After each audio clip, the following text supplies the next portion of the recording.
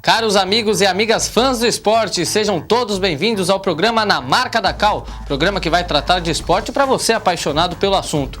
Hoje, para nosso programa de estreia, nós temos a presença de dois comentaristas aqui e vamos tratar de Campeonato Paulista 2014, Copa do Brasil e também a Copa Sul-Americana. Copa Sul-Americana que teve a vitória do São Paulo por 3-2 em cima do Atlético Nacional. A Copa do Brasil tem as semifinais já definidas e os primeiros jogos já foram realizados. O Atlético Paranaense ganhou do Grêmio e o Goiás perdeu para o Flamengo jogando em casa por 2-1. Vamos também falar do Campeonato Paulista, o sorteio que foi realizado no dia 30 de outubro. Estávamos lá cobrindo e você vai saber de todo o processo do Campeonato Paulista de 2014. Tem a presença de dois comentaristas muito especiais. Quero agradecer ao Gabriel Lopes, que está aqui para comentar com a gente na Marca da Cal. Gabriel. Oi, Paulo, Bruno, estamos aqui para falar o que tiver de assunto aqui, comercial, Paulistão, São Paulo, Palmeiras, estamos aqui para ajudar. A gente vai falar de muita coisa aqui no programa com o nosso querido comentarista Bruno Tadeu. Bruno, sua palavra. Olá, Paulo. Bem, Gabriel, prazer. Estamos aqui, vamos falar de tudo que é futebol, com a presença aqui do nosso assessor de imprensa e vamos que vamos. E para começar a abusar um pouquinho já do nosso assessor de imprensa, quero perguntar para ele aqui, falar do São Paulo. Rodada no meio de semana que teve a Copa Sul-Americana. Nas quartas de finais, o São Paulo conseguiu uma vitória importante contra o Atlético de Nacional, jogando no Morumbi por 3-2, um jogo muito difícil, casa lotada, mas o São Paulo conseguiu a vitória em cima do Nacional no jogo difícil. O que dizer sobre essa vitória do São Paulo jogando em casa contra o Atlético Nacional, Gabriel? Bom, Paulo, o São Paulo fez o dever de casa, né? Tinha que ganhar em casa. Apesar dos 2 gols sofridos, podem complicar um pouquinho, mas o São Paulo, com apoio da torcida, foi guerreiro, né? A torcida reconheceu isso aí, 2 gols do Antônio Carlos. O importante foi ter conseguido a vitória para a próxima fase, o próximo jogo, lá na Colômbia, conseguir pelo menos um empatezinho para assegurar a vaga, né? E vale lembrar também que na Copa Sul-Americana, assim como na Copa do Brasil, por exemplo, o gol fora de casa conta. Então, quer dizer, o São Paulo joga lá na Colômbia por 2 resultados, o empate e a vitória. Mas conta os gols que o Atlético Nacional fez fora de casa, o que é muito importante também, né, Bruno? Para o Atlético Nacional ter conseguido... Tudo bem que perder ninguém quer, mas perder por 3-2 com 2 gols fora de casa é bom também para o Nacional, né? Sim, é um excelente resultado para o Nacional. Jogando fora de casa contra um São Paulo que é experiente em jogos internacionais. 2 gols. Falha da defesa do São Paulo, mas isso eles não têm culpa. Muito pelo contrário, eles agradeceram. E agora eles jogam por uma vitória, um resultado simples. 1-0, está classificado. Então, eu acho que foi bom para o time da Colômbia, com certeza. Mas tem que lembrar também do jogo lá no Chile, né? Que o São Paulo fez contra a Universidade. Se expôs, mas conseguiu o resultado também, né? Fez verdade. muito gol, sofreu muito gol, mas o importante foi a vitória. E essa questão de fazer muito gol e sofrer muito gol, a gente vem vendo nos últimos jogos de São Paulo realmente essa característica, né? O São Paulo o ataque tem feito os gols, mas tem esse problema com a defesa. Aliás, a defesa também tem ajudado muito no ataque, né? Nas bolas paradas, mas o São Paulo tem tomado muitos gols, né, nos últimos jogos. Foi assim com o Atlético Nacional, foi assim no jogo de fora lá no Chile. O que está acontecendo? O São Paulo sempre teve aquela defesa sólida, que todo mundo comentava que era defesa muito difícil. Hoje tem um ataque muito eficiente, mas uma defesa que não é tão boa, Bruno. Eu acho que é o estilo do Muricy e bateu também um desespero. O Muricy sempre quis jogar por 1-0 e estava bom. Porém, agora mudou um pouco de figura. O time, o psicológico, precisava ganhar e começou a ir para cima. E a defesa de São Paulo não é aquela como antes. Eu posso estar meio enganado, mas Paulo Miranda, igual perder na corrida, do jeito que perdeu no segundo gol, eu acho que a defesa de São Paulo mostra uma fragilidade também de técnica. Não adianta, o técnico não faz milagre. É que o São Paulo também com o Muricy, na época de 2006, 2007, 2008, ele fez uma boa defesa consistente por causa do Muricy. Foi ele que trouxe os jogadores, ele que treinou. Esse time que estava agora não é dele, né? Ele pegou o time em andamento, né? Exato. Então ele vai ter que... Vai no que tem. Em cima dos jogadores que tem. Isso é Isso é verdade. E falar em trabalhar com o que tem, a produção pode entrar e resolver os problemas aqui. A gente teve probleminha com a luz, mas já está sendo resolvida aí a produção. Nossa querida produção MMs aí resolvendo os problemas. E agora o São Paulo tem no final de semana um jogo contra a Portuguesa, o clássico paulista, jogando no Morumbi. Vocês acham que o São Paulo já tem uma nova cara? É um novo time totalmente diferente daquele mesmo do Muricy de 2005, 2006, que conquistou o Campeonato Brasileiro? Vocês acham que o São Paulo com essa nova cara agrada? Eu não sei se é nova cara, né? Na verdade, o Muricy, ele conseguiu botar o espírito dele, né? Aquele espírito vencedor, guerreiro, não tem o que precisa, mas a gente tem o que a gente gosta, que é jogar futebol e vamos pra cima.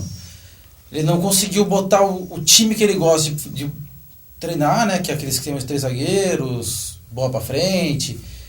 Mas o que ele queria fazer, que é deixar o time jogar, ele tá conseguindo. Eu concordo com o Gabriel. E não é nem questão de a cara do Muricy. A gente tinha falado isso antes. Ele tá com jogadores que ele não pediu, que ele pegou a barca andando.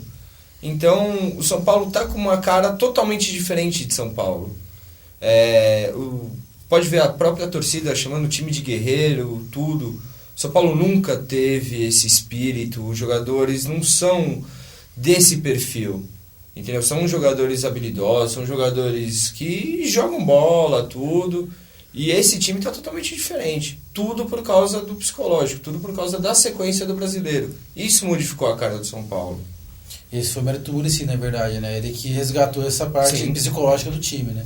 Que tava ele abalado. não tem o que ele queria ter, mas no que ele podia impulsionar, que é a parte psicológica, ele conseguiu. Sim. E é uma característica do Muricy também, né? Trabalhar com o que tem e conseguir bons frutos aí. E é o que ele vem fazendo na equipe do São Paulo. A equipe do São Paulo aí que, depois que o Muricy chegou, conseguiu fazer a reviravolta aí. E digo mais, se o Muricy não chegasse, o São Paulo caiu. Muito foi dito isso, a gente comentou bastante, ouvia todo mundo falando aí que o São Paulo tinha grandes chances de cair. O Muricy conseguiu mudar essa história no São Paulo. Vale lembrar então, para você São Paulino, você torcedor de São Paulo volta contra o Atlético Nacional na semana que vem, na quarta-feira, para jogar contra o Atlético Nacional no jogo de volta. O primeiro jogo 3-2 no Morumbi, 1-0 para o Atlético Nacional classifica o Atlético Nacional, 2-1 classifica o Atlético Nacional, e a partir de 3-2 apenas, a partir daí vitória simples, o Nacional consegue o São Paulo consegue a classificação pelos gols fora de casa. Empate ou vitória do São Paulo chega à semifinal e vai lutar pelo bicampeonato. Falando no gol fora de casa, né, a gente vai falar também um pouquinho aí da Copa do Brasil. Copa do Brasil que está na sua semifinal, teve o primeiro jogo, o jogo de ida na Copa do Brasil. O Flamengo e o Goiás jogaram no Serra Dourada e o Goiás, infelizmente, aí perdeu para o Flamengo jogando fora de casa, 2-1, uma vitória importante. O Flamengo dá um passo importantíssimo para chegar à final da Copa do Brasil. Flamengo que carece de títulos, né, Gabriel? Faz tempo que a gente não vê o Flamengo depois daquele título do Brasileiro, que aos trancos e barrancos, mas faz tempo que a gente não vê o Flamengo chegando numa final, né? Eu vou dar uma cutucada no nosso amigo aqui. O Flamengo foi campeão em 2009 com uma ajudinha, assim, outra, né? Sim. Um jogo em Campinas, o Felipe deu aquela... Vai que não vai, naquele pênalti, mas o Flamengo é um time grande, apesar de ter... enfrentado o Goiás, sem o Walter também, né, que é um diferencial para o time do Goiás. O Flamengo tem tudo para chegar nessa final aí, com certeza. Você acha que no jogo de volta o Goiás tem alguma chance? Olha... Já com o Walter? Com o Walter, talvez. 2-1 contra é perigoso, mas eu acho que com o Walter em campo não tem problema não. Acho que dá para reverter sim. Lembrando que o Flamengo, já que ganhou de 2-1 fora de casa, pode perder até por 1-0 jogando no Maracanã, que mesmo assim se classifica. No outro jogo da semifinal, Atlético Paranaense e Grêmio, dois times que vão fazendo uma bela campanha no Campeonato Brasileiro, se encontraram na semifinal. E Bruno, a vitória do Atlético Paranaense, mais uma vez surpreendendo, jogando em casa, 1-0 contra o Grêmio, jogo de volta agora semana que vem lá no Sul. O Atlético Paranaense surpreendendo entre aspas, né? Tá fazendo um excelente Campeonato Brasileiro. Tá lutando pelas colocações de cima E o Grêmio, a gente sabe, é um time frágil, porém conseguiu segurar aquele 1-0 que no Olímpico, eu não sei, na minha opinião o Grêmio passa, chega mais uma final, porque dava para o Atlético fazer mais, dava para batalhar pelo menos mais um golzinho para garantir. 1-0 é um resultado perigoso, e o Grêmio, com o Renato Gaúcho, a malandragem dele, vai saber fazer o time jogar, e o time vai na calma. 1-0 não é resultado impossível.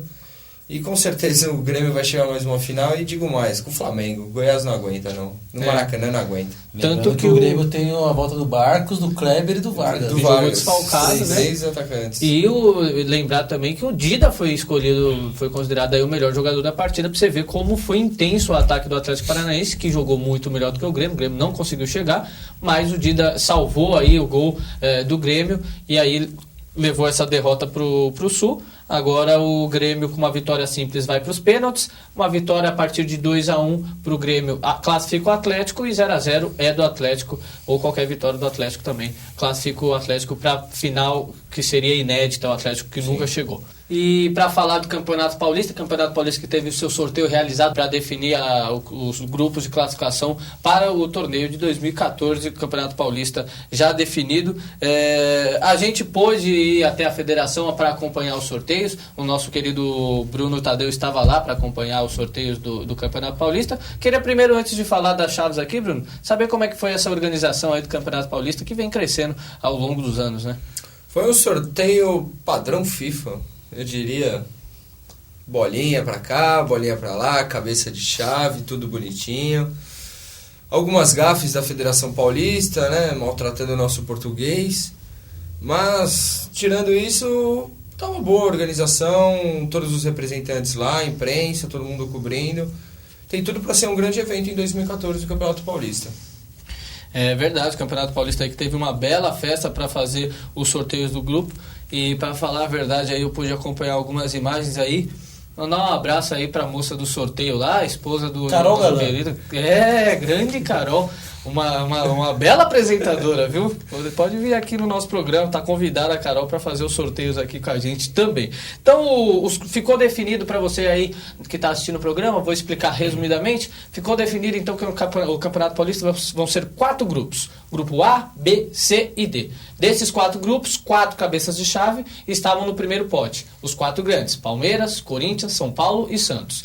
E aí tinham mais outros 2 grupos que foram divididos em outro pote 2 e no pote número 3. E aí foram realizados os sorteios assim. O grupo A ficou com São Paulo, Penapolense, Linense, Atlético Sorocaba e o Comercial. O grupo B tem Corinthians, Botafogo de Ribeirão Preto, 15 de Piracicaba, Ituano e o Audax. O grupo C, Santos, Ponte Preta, São Bernardo, Paulista de Jundiaí e Portuguesa. Podemos dizer aí um grupo bem forte, né? Alguns falaram grupo da morte, né?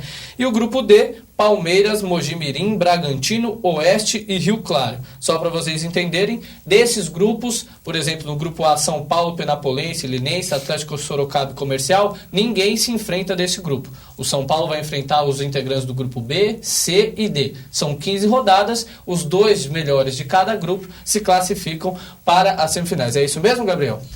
É isso mesmo, né? Esse ano o campeonato está um pouco enxuto, né? Devido à Copa do Mundo, aquele movimento dos jogadores, né? O bom senso. Pensando como time pequeno, o campeonato ficou um pouquinho injusto, né? Porque até ano passado eram 19 rodadas, né? A primeira fase, você pegava todo mundo, tinha os 4 grandes para se enfrentar, mesmo tendo, por exemplo, o Comercial que subiu agora. Você receberia um grande só em Ribeirão Preto, é uma renda boa. Hoje em dia, com o novo regulamento, agora são só 3 times grandes, né? O São Paulo a gente não vai enfrentar mais. Por outro lado, se você for pensar em classificação para a segunda fase, ficou bom. Porque antes eram 8 vagas para 20 times. Hoje, a grosso modo, são 2 vagas para 5. Então, há quem goste, uma avaliação geral ficou na média, né? Ficou uma nota 6,5, vai. Nem mais nem menos, né? Foi elas por elas.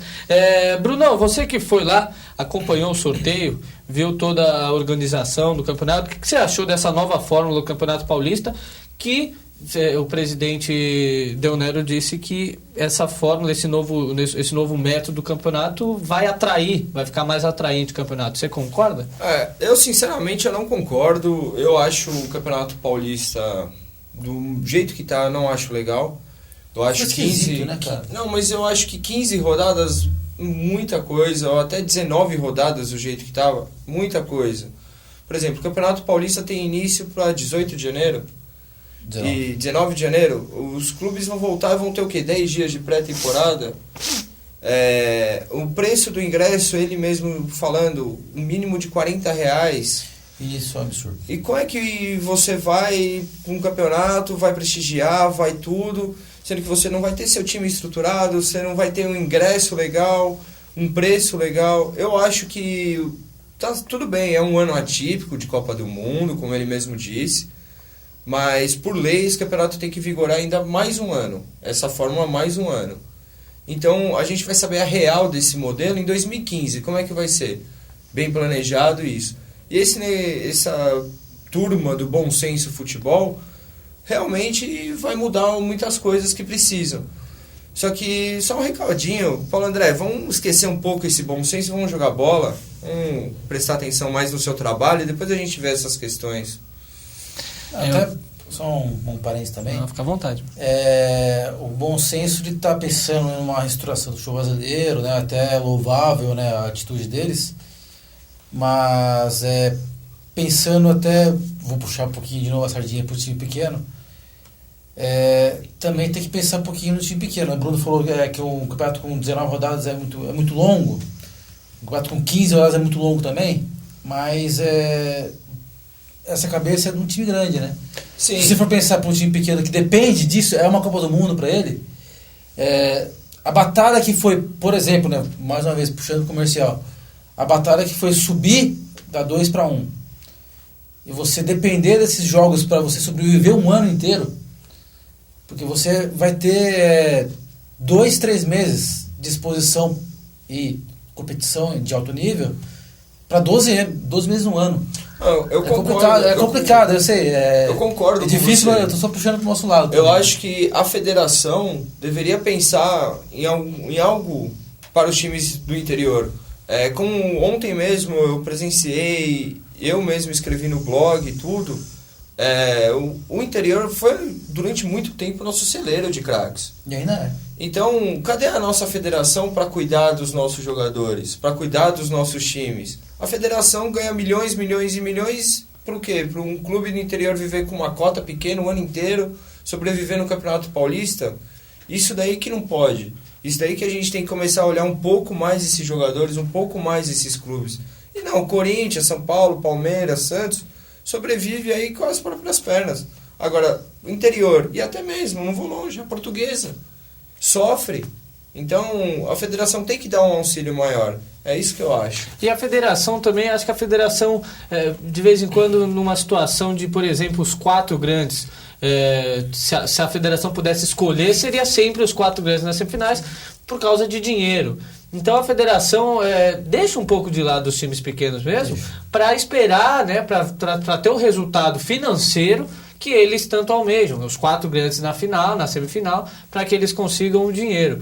Vocês acham que os times pequenos, como a gente vinha falando, os times que subiram agora, por exemplo, esse novo método para eles, é mais interessante para um time pequeno do interior jogar contra os 4 grandes, ter seu jogo de 4 grandes, onde você vai, de repente, ganhar um dinheiro a mais, ou realmente tentar uma classificação para a semifinal? Você acha que o time pequeno ele se importa mais com o quê? Com essa classificação para a semifinal? Ou realmente em poder ganhar dinheiro para sustentar, para ficar ali em sexto, quinto e mostrar um bom trabalho e ganhar o dinheiro?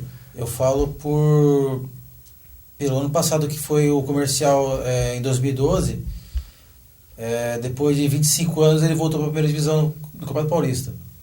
E teve um time grande no estádio dele, que foi o Corinthians. A renda foi mais de 1 milhão. num jogo. Isso pagava a folha dele de 2, 3 meses. Então, por esse lado, é importante o time pequeno sempre pegar o time grande. E até o Bruno falou, né, dos times pequenos, né, que são celeiros de craques. O exemplo tá claro. Quem é goleiro do Corinthians hoje? Walter. Onde ele estava até ano passado? Tava no Guaratinguetá. Ele estava no União Barbarense. União Barbarense, no Paulistão. Barbarense, Foi rebaixado com o União Barbarense. Sim. Só que Santo Walter, né? No primeiro semestre do ano passado, sabia que ele foi rebaixado com 15-1 na Série 3? É o que ele foi campeão paulista foi campeão da Copa Paulista pelo Noroeste ano passado. E é isso que eu falo, que a federação tem que olhar mais. Por exemplo, a gente tem, já comentei com você, o Alex, um grande goleiro do Comercial. Onde o Alex está? Hoje, no Japão. Por quê? Porque precisa sustentar. É isso que eu falo, é isso que... É um grande jogador que poderia estar aqui, que poderia estar fazendo um excelente ano, e o ano que vem estar em um grande clube, não esperar o Campeonato Paulista, completar uma temporada.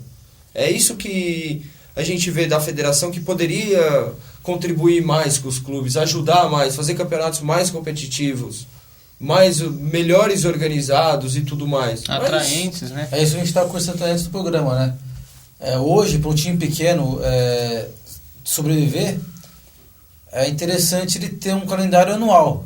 E para ter calendário anual, ele vai ter que esquecer o Paulistão e focar no Brasileiro. Série B, Série C, Série D. Ele tem que estar no Campeonato Nacional para se sobreviver. E acho que a CBF talvez até tenha acertado na criação da Série D, porque acaba dando até chance para esses times, né? Porque antes você tinha uma Série C, por exemplo, com 80 times. Quer dizer, de repente um time dois times que poderiam fazer um bom campeonato se encontram na primeira fase e você já perde. Então a Série D aí, a Série D, C e B, dá mais oportunidades para esses times pequenos conseguirem algo, né? E antes a Série C ela não tinha um critério, né, para participar, né?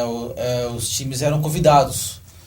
Quem quisesse participar da competição, ela abria a vaga para participar. Com a criação da Série D, foi um passo.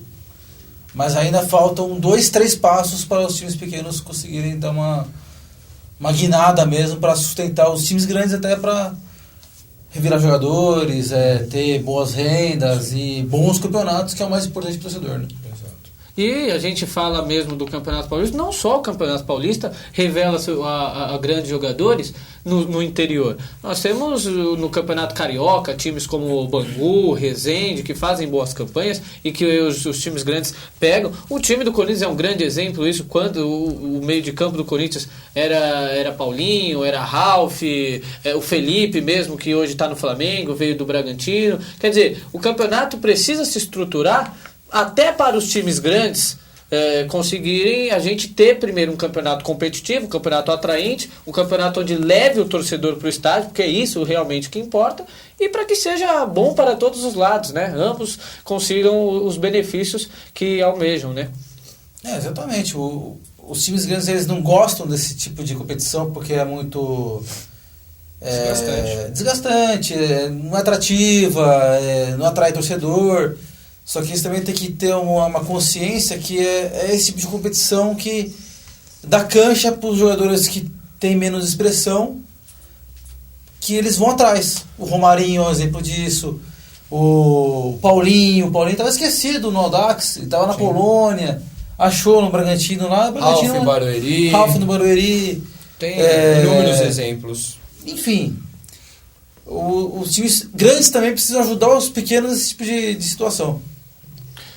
Então a gente vai acompanhar o Campeonato Paulista aí de 2014, esperando aí, né, que seja um campeonato realmente atraente, essa nova fórmula, que seja um campeonato que leve o torcedor para o estádio, porque é isso que o campeonato busca, é isso que o campeonato tem que ter para que seja um campeonato atraente, um campeonato competitivo e um campeonato bonito, né? E nós vamos acompanhar, claro, o Campeonato Paulista 2014, E quero agradecer muito a presença do Gabriel Lopes, que apresentou o programa aqui com a gente, comentando. Gabriel, espero que você volte mais vezes para falar de futebol aqui com a gente.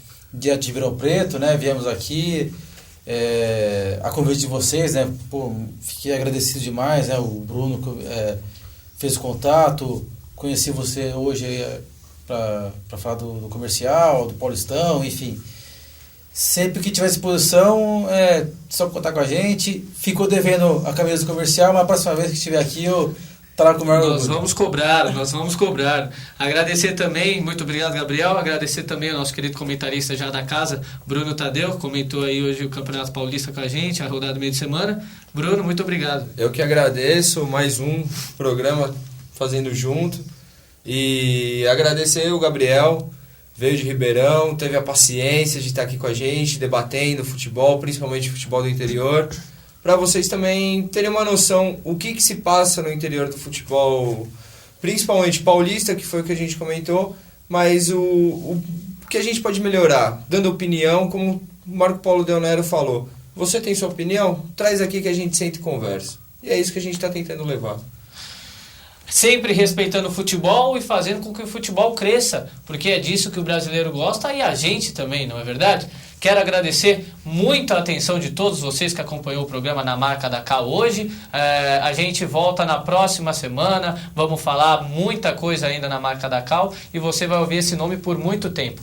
Muito obrigado a todos vocês, um grande abraço e até a próxima!